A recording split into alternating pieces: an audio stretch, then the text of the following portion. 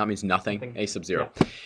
Of money is invested at an interest rate of I compounded n times a year. The value of the investment after t years is this. You've probably seen this before. This is compound interest formula. Yeah. Seen this before. It's not too alien. Yeah. If we let n go to infinity, we refer to the continuous compounding of interest. Use L'Hopital's rule to show that if the interest is compounded continuously, then the amount of money after n years is this. I remember so you're finding this limit. So what are you doing? You first have to set this up. You're doing the limit as n goes to infinity of what? A sub naught 1 plus I over n to the nt. Isn't this also, it was referred to, I remember it being referred to as like P times E to the RT? That's correct. P, the principal, the initial amount. That's what A naught is. Yes, this is the exact same thing. So you're proving that using L'Hopital's rule. You couldn't prove this before. Now you have L'Hopital's rule. Theoretically, you can prove this. Now here's the thing. As n goes to infinity, first of all, what do we do mathematically with this value right here? You can bring it to the front, right? It's a constant. You can essentially just bring it out. You do the limit and then multiply by that. So what are you really looking at? You're looking at these two sections here, right? As n goes to, so also, does I change once you start doing this? No, this is static as well. So as n gets huge, as n goes to infinity, what does this go to? What's the limit as n goes to infinity of 1 plus I over n? 1. That goes to what? 1. 1. That goes to 1 because there's a 1 plus. 1 plus. Oh. 1 plus. Okay, I thought you were talking about that. And then the limit as n goes to infinity of nt. What's that going to be? Infinity. So which indeterminate form is this? 1 to infinity. This is 1 to the infinity. So the first thing you really need to, is this an indeterminate form? You say? Yeah. Yep. Yes, it is. Okay. So we know that this thing right here, this limit right here, equals something. And we set that equal to what? What's that traditional value that we set it equal to?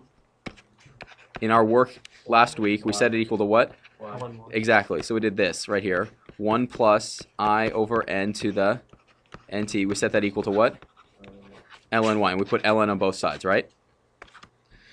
Now, what was that magical thing we could first do, which was really nice? Natural log of the limit is the limit of the natural log. Limit of the natural log. That is the really, really, really, really, really nice thing. Yes. So we have the limit. And what can we, the limit as n goes to infinity of ln of, and I'll keep this in here just so we don't make any careless mistakes, 1 plus I over n to the nt is equal to ln y. That's nice. So now what's the nice thing that natural logs, well, logs allow us to do now? Bring the nt to the front, right? We can bring the nt to the front. Mm-hmm. So what do we have here? The limit as n goes to infinity of ln of nt. Oh, sorry. nt ln. Thank you. That's a key thing. nt ln of. Ooh, we have to be really careful, don't we? We have to be really careful about this. Let's be really careful here. Is a not being raised to the nt power? No. No, so let's bring that a sub naught out to the front to begin with. That. Yeah, that's a really good, we need to make sure we do that. So this is actually the limit as n goes to infinity, and we put a naught right there. Do you understand why that's really important? Because is a sub naught being raised to the nt power? No. No. So let's actually take this, and it goes out right here. Let's just put the a naught right out there, and get rid of it right in here. Yes, Sam? Isn't it ln a naught still? Don't you still have to take the natural log? Yes, it is still still ln a naught. Sorry, thank you. It is still ln. Hold on, let's pause this right here. So let's just pause this again. There is no n in a naught, so we can save it till the end. We can save it till the end. So what that means is we're back to being okay. We're back to being okay. So what do we have here? We have the limit as n goes to infinity of nt times ln of 1 plus I over n to the, well, 1 power equals ln y. At this point, what did we like to do? Do you remember what we like to do?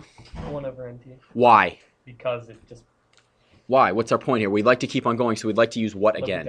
To use L'Hopital's ruling, and we need a...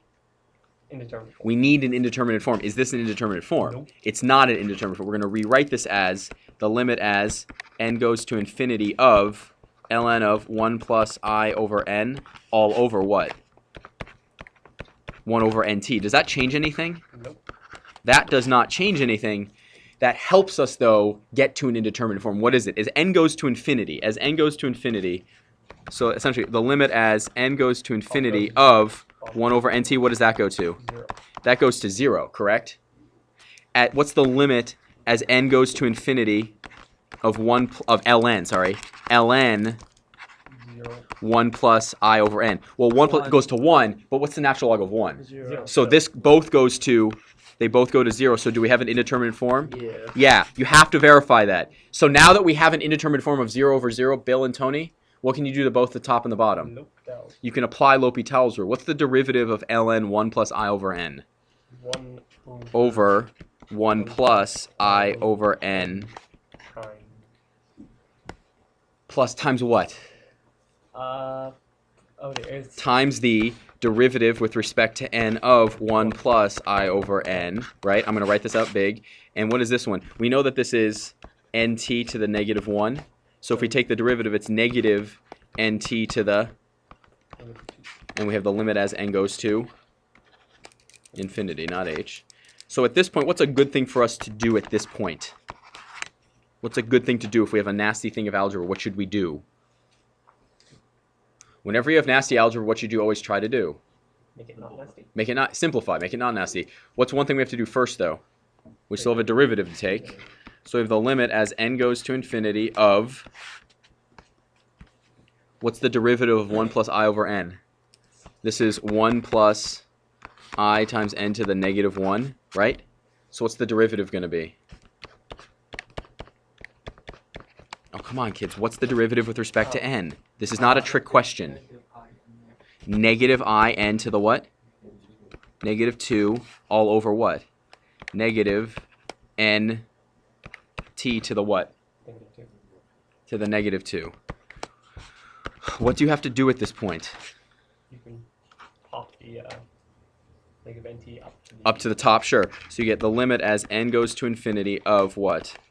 negative 1 over 1 plus I over n times negative I n to the negative 2, right? Is that correct? Times, and it's negative, right? nt to the what power? 2. nt to the 2. Can we clean this up a whole lot? Yeah, okay. This is just algebra, everybody. Please don't forget your basic algebra skills. What's one thing we can do? Let's keep this. We'll stay away from the scary fraction. It's negative I, negative n to the negative 2, n to the what? What does the n power? 2. Ah, there you go. And t what? Squared. T squared. What cancels? Boys, what cancels? The end of the 2 and the end of the negative 2. That cancels right there. And then also this cancels with that. So what are you left with? negative it. Limit as n goes to infinity of 1 plus I over n times what? Negative I times what? T squared. In the right vicinity. This is a problem right here. Hold on. That's a problem, and so is that. So let's go back and take a look here. Let's go take a look. What do we think about the beginning? I'm pretty good up to here. I'm pretty good to this. Are we pretty good to this? Yeah. We're pretty good to that? Okay. So then we have this. I'm okay. What do we think about going to here? Can we verify that we're okay up to there? What do we think? Mm-hmm. Do we like it? No, we don't like it? What do you think?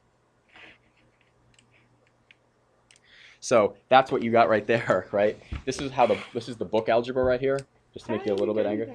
It's just kind of annoying. So let's take a look at this. It says, it's going to give me a black screen first. I'm going to start the program again, and let's see if it actually works. If we're going to use a hammer, in this case L'Hopital's rule, what do we have to make sure it is? Indeterminate. A what? Indeterminate. Indeterminate Form. You have to make sure that this is an indeterminate form. Let's check that. As x goes to infinity, that goes to what? Infinity. And what does this go to? 0. 0. So this form is infinity to the 0. So is that an indeterminate form? Yeah. Yes, it's an indeterminate form. Exactly. It's an indeterminate form. So what are we doing here? We're setting it equal to y, so we know that the limit as x goes to infinity of e to the x plus x, 1 plus x is equal to y. And all we're doing is taking the natural log of both sides. Now that you have a natural log, what can you do? 1 over x times ln. Well, before you do that, what do you do? top one in the front. Yeah, so you have the limit as x goes to infinity, and then you can bring down 1 plus x, right? Mhm. ln of e to the x plus x is equal to ln y. Now what do we do? Now what do we do? The We limit as make x it- goes to infinity. Yeah. Go ahead. E to the x plus x all over what? Equals ln y. Now, if we wanted to use L'Hopital's rule, what do we have to have? in the determinate form. Indeterminate form. You need to make sure it's an indeterminate form. This sucker's going to infinity, so ln of something huge is also going to get huge, and the bottom is getting. Huge. So we have what? Do we have 0 over 0? No, we have infinity over infinity. Therefore, do we have an indeterminate form? Yeah. Yes. So what do we take? We apply L'Hopital's. Ah, so do we use the quotient rule? No. Thank you. Okay, so we have the limit as x goes to infinity of 1 over e to the x plus x times what? E to the x plus 1 all over what? Equals ln y. So we simplify this. We have limit as x goes to infinity of e to the x plus 1 over plus x equals ln y. Now we check, hey, does L'Hopital's rule, can we plug in, I can't really quite do that yet. What's the top go to? What's the top go to? Top goes to Infinity. What's the bottom go to? infinity. Do you agree with that? E to the big number is a big number, e to the big number plus a big number is a big number. So what do we do? And let's label where we use L'Hopital's here. So what did we do here? We used L'Hopital's rule right here, I just realized I did L'Hopital's to the top of mine. but not the bottom. Yeah. Nice. So I still had X there. So, It's like- so you can use L'Hopital's rule again.